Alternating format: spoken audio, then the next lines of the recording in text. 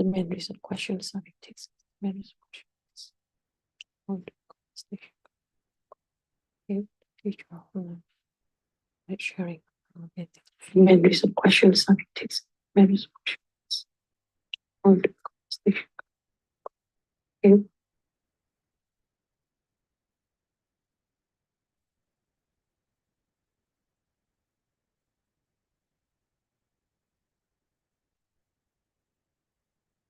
How did you determine the relevant questions for this?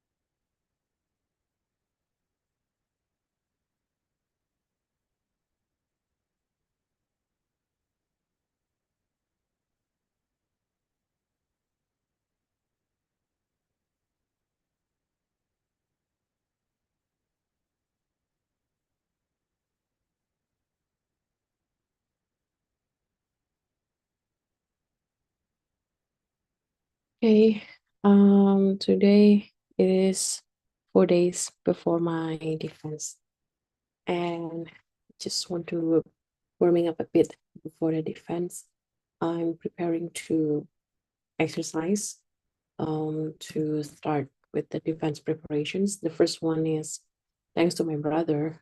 He prepared some kind of mock-up questions for me to accompany for the exercise. And these mock-up questions cover the whole 6 chapters of my thesis. So I'm gonna exercise with the questions one by one. And then second, there's some comments from the supervisors that I received. So I'm gonna focus into some particular comments. And third one is there will be 5 assessment committee. And I think I'm not gonna dive down each of their research, but I'm just trying to familiarize myself with their research interests and their publications, just to anticipate some questions that might be, familiar with their research interests. So I think I'm gonna take an hour of studies because I have a meeting after this I need to go. So yeah, if you want, you can study with me. And if you think, studying while listening to someone bubbling and preparing for the defense is good for you, you can stay here. Okay, I'm gonna move this camera back because I think it will make me more focused to the study instead of seeing the camera. Okay. So yeah, you can just see my laptop here. And yeah, we can start. Yes. Okay. So first questions. Main research of your thesis. I think I will prepare some specific answer.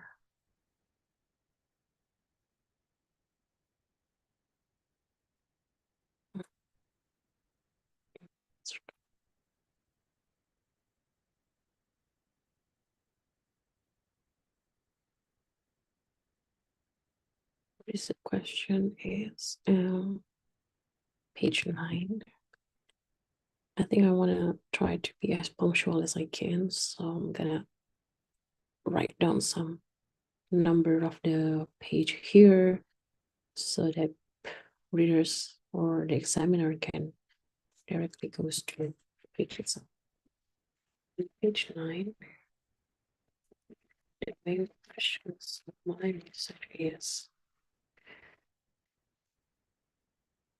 how contestation, conflict, and crisis shape the future of ride-sharing mobility transitions in sound. And to anticipate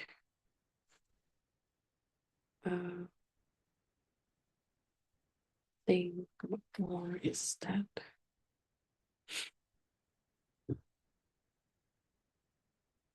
okay.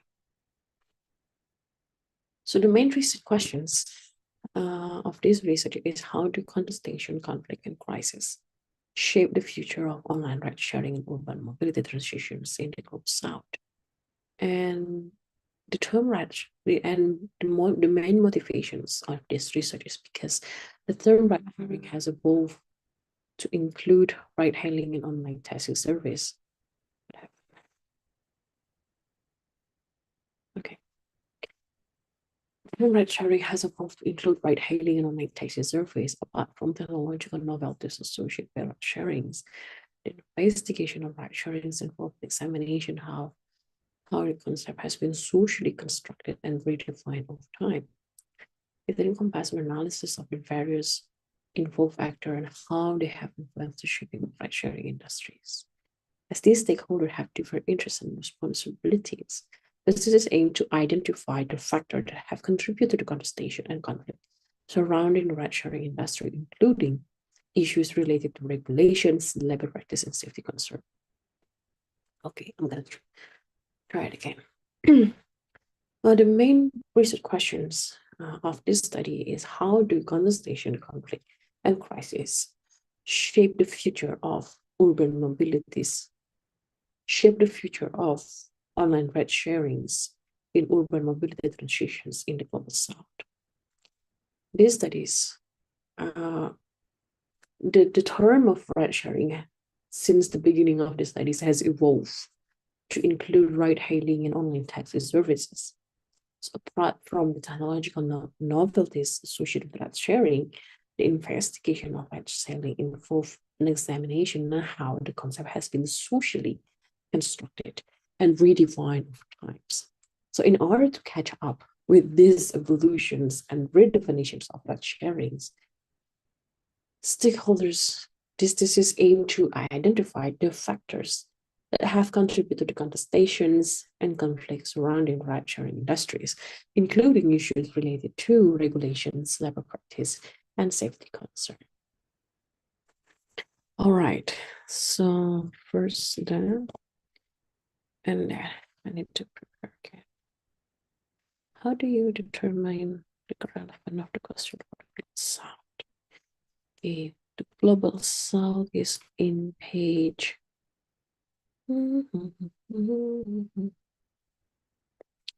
at this page, somewhere chapter 6. Okay. This is here. Let me try to see it. Transition governance.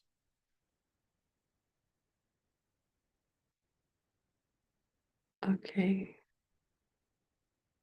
No. Okay, I'm gonna highlight all things I said about the global south here. I think I can refer to page 172. Page 172.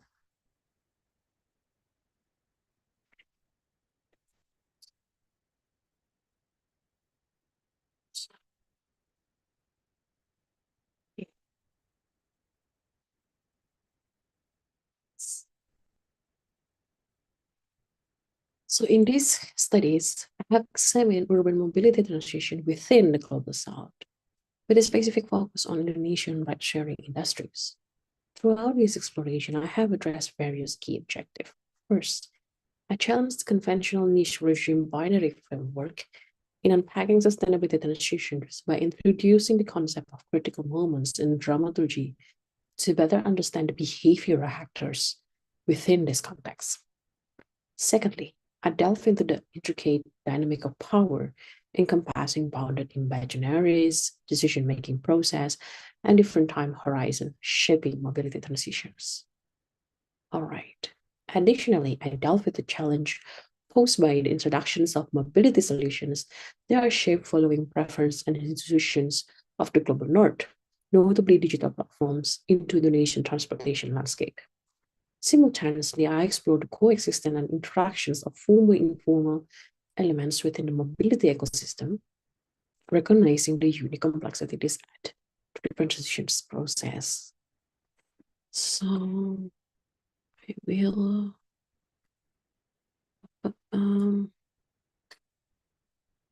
why again?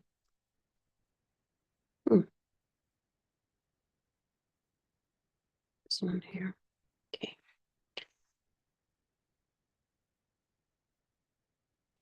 Statistics has implication for the study of contestation, conflict, and crisis in the context of urban mobility transitions.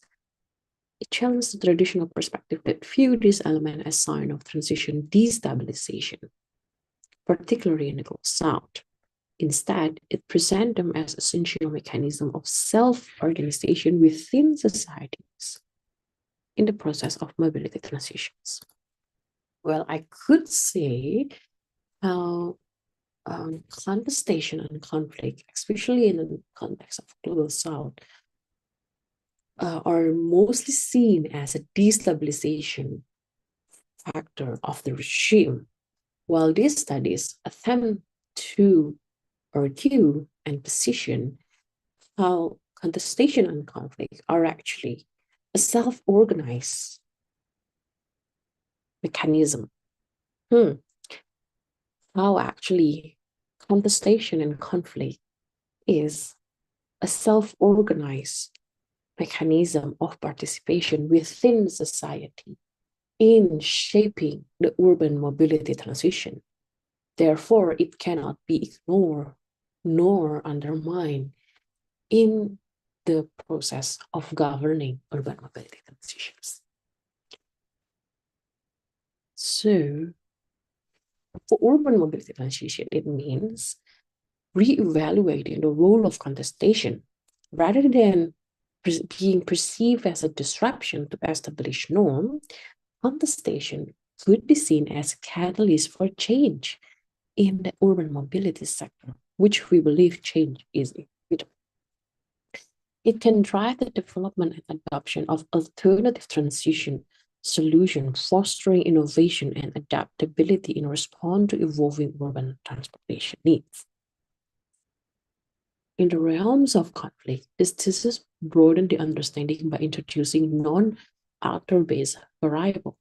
This thesis shows that when we focus on the dramaturgy of conflict, it will foreground the influence of material and immaterial artifacts in shaping strategies to form the outcome of the battles. In this sense, the dramaturgy analysis brings up the non-actor dimensions and articulate that the actors who control the material and immaterial designs of the battleground have the advantage. This encourages a more inclusive approach where various actors or non-human actors and where various human and non-human actors and perspective play a role in shaping the future of urban mobilities. Okay, so that's the first one. So the keyword is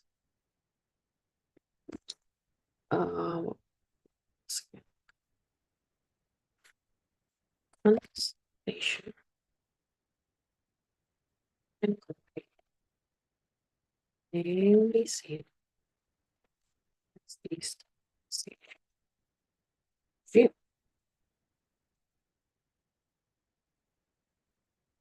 Yes, shows conflict, contestation, and conflict are the self-organized mechanism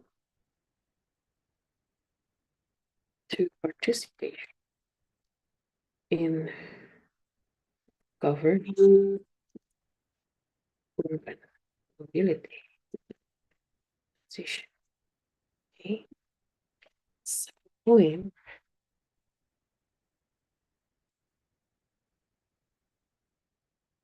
second poem is that self-organized.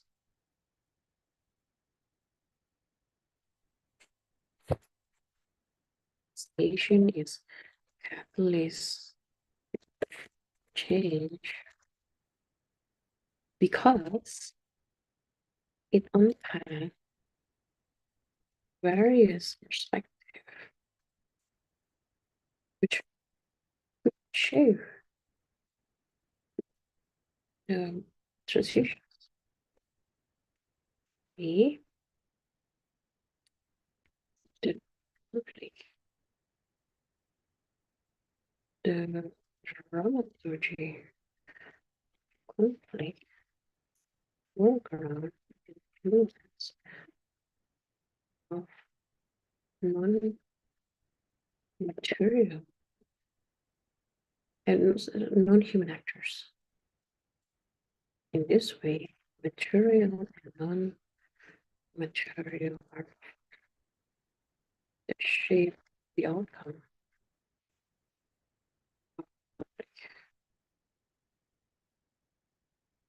of the battle.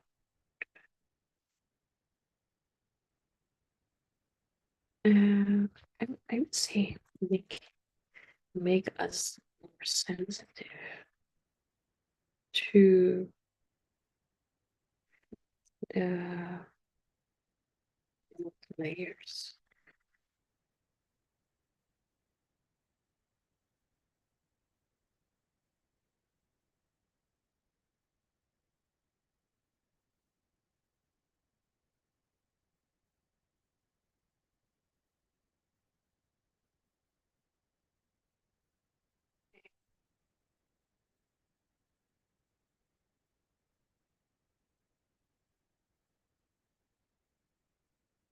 And then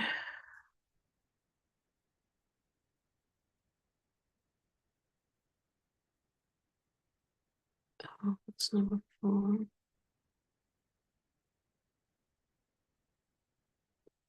Oh,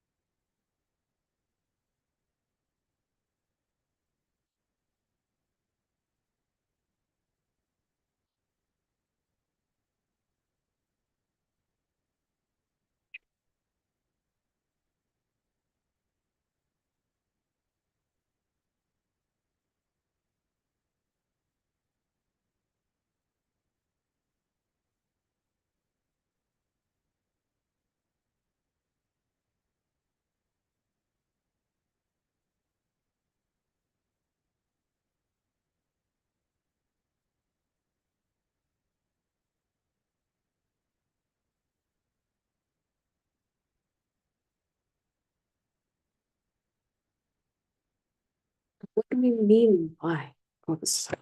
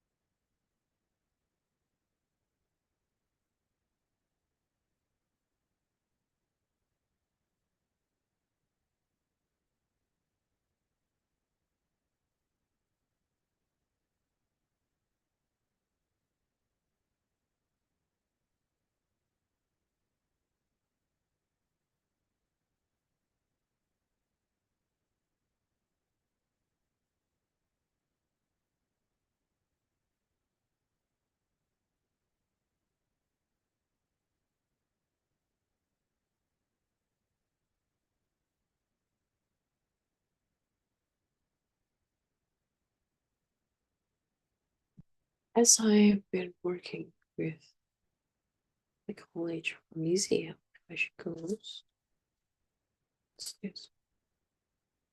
What's this?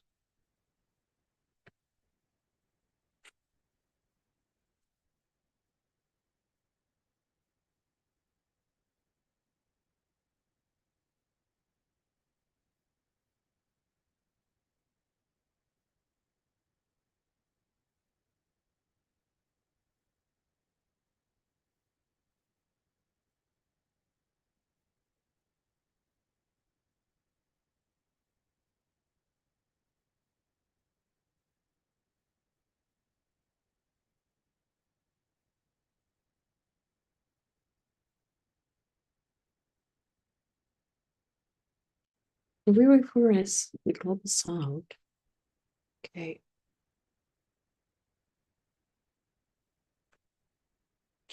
Well, this thesis has encouraged me to work with other colleagues. One of them are Bufashikos and friends from Transitions in the Global South thematic group and at the STRN, Sustainable Transition Research Network.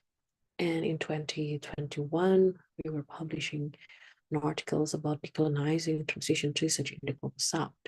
And in that articles, we are discussing what we mean by a Global South, which we refer as a region that have a colonial histories, which exhibit diverse ontologies and epistemologies, and have not been able to secure access to basic service for a significant part of its populations.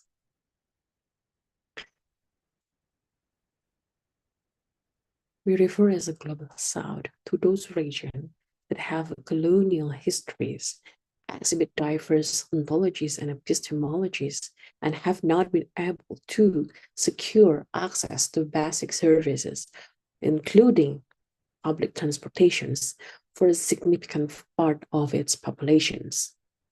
So this term represents a very specific socio-political economic characteristic which, for example, ill-functioning institutions that protect the privilege of the few while undermining the well-being of many.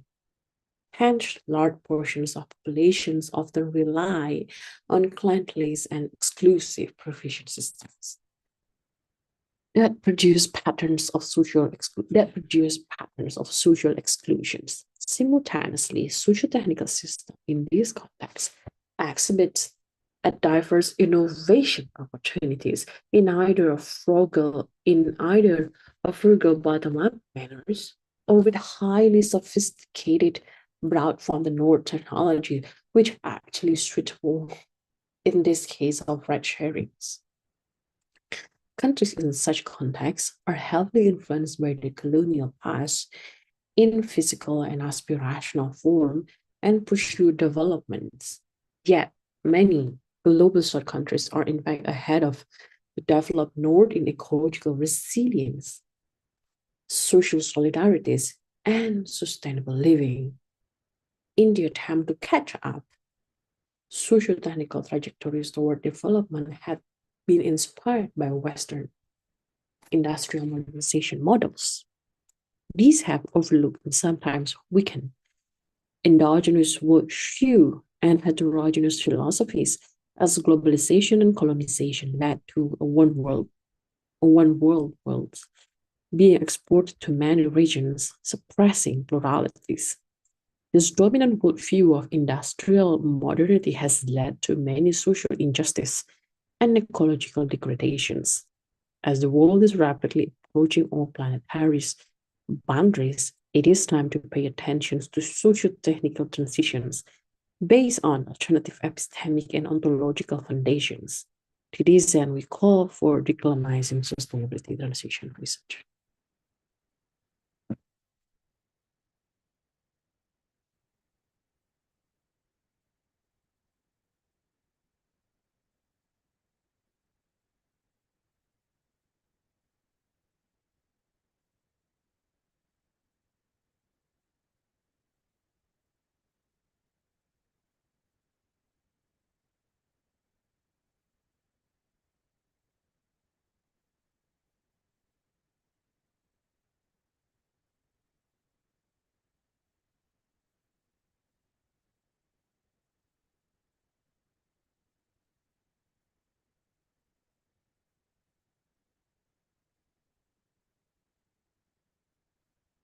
So in that article, we're actually summarizing how each of us is trying to conduct decolonizing research at the global south.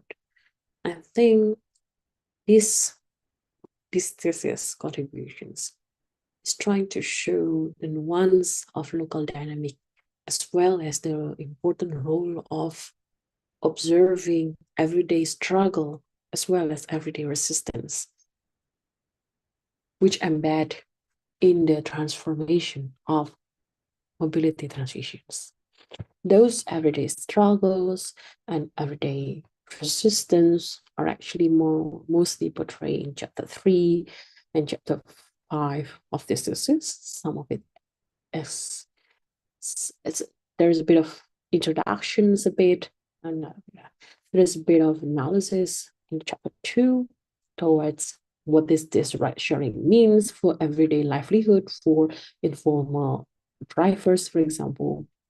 And yes, well, this studies I did not use survey for the drivers, which I think are a lot of study who already conduct those surveys, and I benefit from that as a secondary data. I think the idea for this study is trying to have a more in-depth understanding and observations on the qualitative analysis of the livelihood of these drivers. I'm grateful this thesis brought me to a very quite long journey of interactions with drivers from multiple perspectives and interests. I've been participating in the first conventions of International Alliance of Ride-Hailing App Drivers. International.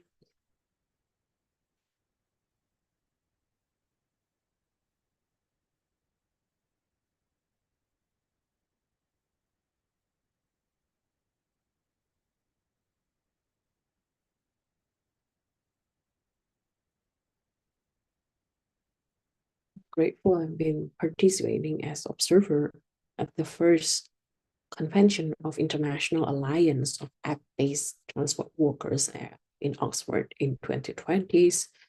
And also, even until now, we've been very much in contact with organizer of Alliance Driver Online or ADO in Indonesia, and also met many online taxis drivers, male and female, along this research, and to listen from their side of the stories. And I think among many stories, there is one metaphor in chapter 3 that I think until now has still been consistently represents the struggles and livelihood of this driver, which is the storylines, which is the metaphor of drug addictions. Where was it? Metaphor of drug addictions. Metaphor.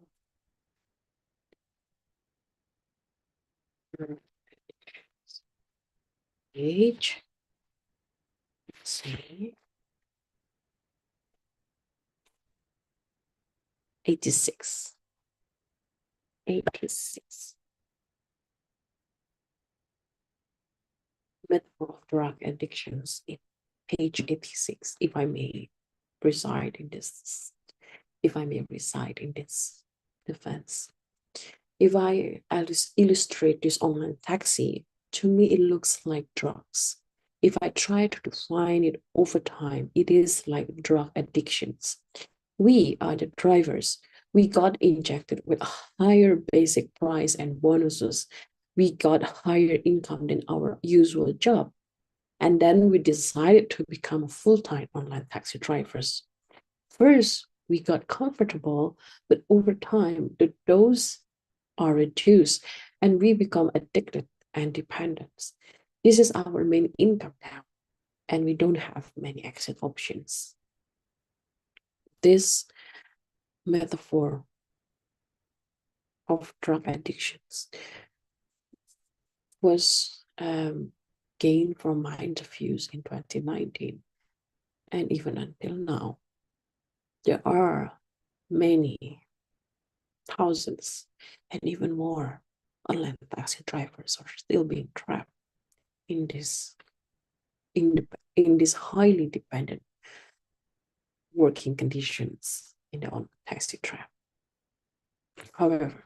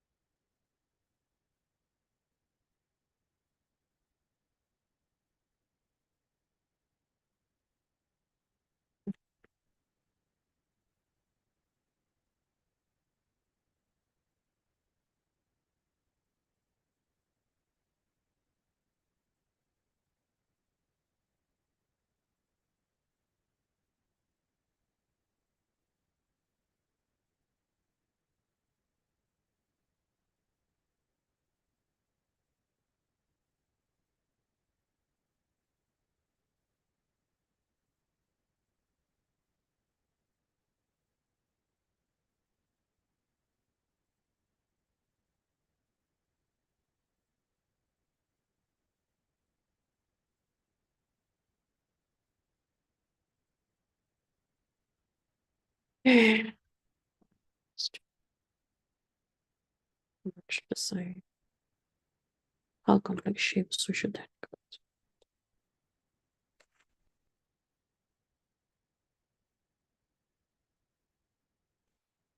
This is interesting. While the word struggle carries a negative connotations, perspective from the global south over a more emancipatory view of everyday struggle as a strategy and capacity for transformative resilience. Often, these everyday struggles are considered as low-level resistance or a weapon or as a weapon of the weak. Yet, everyday struggle are the social realities of the socio-technical transition, which are as crucial to acknowledge as the environmental realities. Everyday struggle. Well, the notion of struggle may carry negative connotations, but the perspective from the global south bring a more emancipatory view of everyday struggle as a strategy and capacity for transformative resilience. Often, this everyday struggle are considered as low-level resistance, or one might say a weapon of the weak. But everyday struggle, especially in these studies, are actually the social realities of socio-technical transitions, which are crucial to be acknowledged as the environmental realities. An analytical alternative view of everyday struggle in the global south might help add nuance to understanding the role of social practice in the transition process. Foregrounding everyday struggle will imply a deeper understanding of informal institutions that are in constant contestation, negotiation, and resistance to formally imposed rules in the complex steering of the transition agenda at the very grassroots level. The transformative nature and resilience of informal institutions highlight post-colonial existence of formal institutions as those transplanted from the outside and superimposed upon indigenous institutions. Decolonizing transition research would mean rethinking the institutional perspective and social realities of transitions. Foregrounding everyday struggle. Foregrounding everyday struggle as well as resilience will imply a deeper understanding of informal institutions that are in constant contestations, negotiations, and resistance to formally imposed rules in a complex steering of the transition agenda at the very grassroots level. The transformative nature, okay.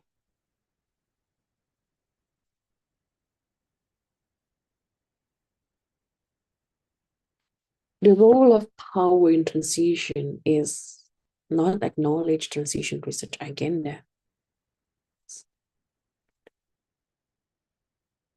Power relations in the global south are often more complex and nuanced and better tackled by relational approach instead of technocratic, goal-oriented developmental approach. For instance, while pursuing urban transitions, smart city projects in Brazil or in India follow mission and strategies copied from the West and hide social exclusions and deep structural inequalities in their local context. Decolonizing epistemology of smart urban transition research in the South demands shifting away from the grand urban sustainability narrative through smart technologies developed in the North and focus on citizen empowerment and well-being.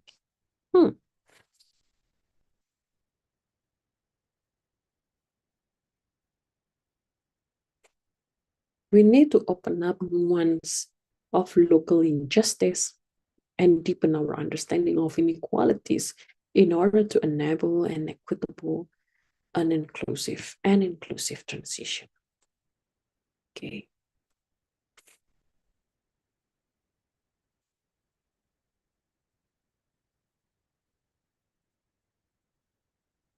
The case of digital ride share in Indonesia revealed that transitions to new mobility service require a non-binary approach to conflict. By employing critical moment as a unit of analysis, we could reconstruct the shifting storylines around which the controversy was played out.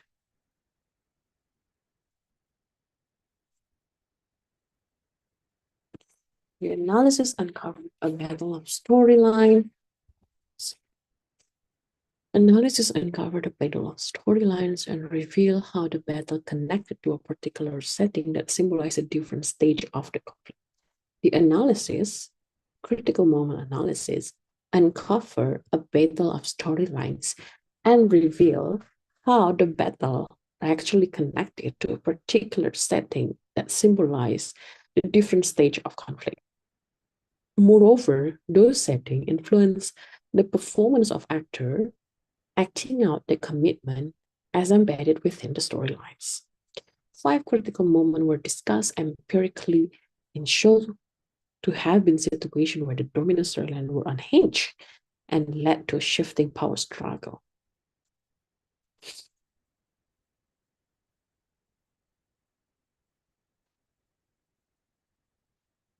The protest against arrest. Uber driver are detained by police. This moment opened up the public debate against online taxi. Conventional taxi drivers argue that online taxi is both illegal and unfair. Mobilization of legal reporting organized by conventional taxi drivers and police. Massive street protests and conflict. The story online taxi is massive street protests and the story online taxi is illegal gets contested by another storyline around online taxi providing jobs. However, the story online taxi is illegal remains dominant. Mobilization of violence and chaos in massive street protests by conventional taxi drivers. Online taxi drivers take legal action to the Supreme Court. The Supreme Court raised the story that online taxi is an inevitable innovation, supporting the online taxis. The storylines overpower the story. Online taxi is illegal. Mobilization of regulators by online taxi driver. The strategy to involve higher power actors in the conflict has proven effective to challenge and change the dominant story. The conflict shifted towards a conflict between online taxi drivers and online taxi companies. Now, online taxi drivers changed their story from online taxi is our job into online taxi exploit our job. Mobilization of opinion and pressure through social media. The online taxi drivers direct the social media, threatening to conduct a street protest on the government critical moment. For the first time, the government invites online taxi drivers to provide input to the draft regulation for online taxi. This meeting became a formal battle between mainly the government, the online taxi company, and the online taxi drivers. Mobilization of stories in the formal meeting room. The governments play a substantial role setting the stage and creating a setting that influences the flow of the meeting.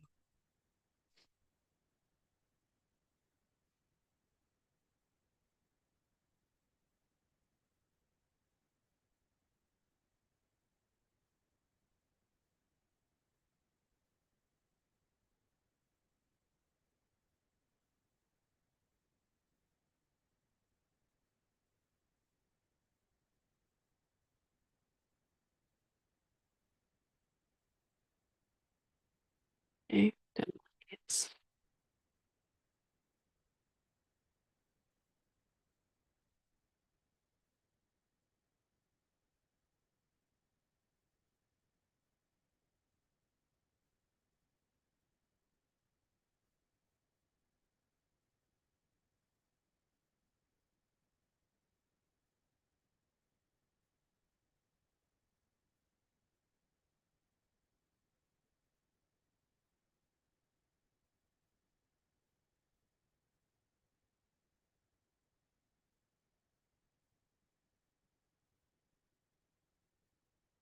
kemauan mas.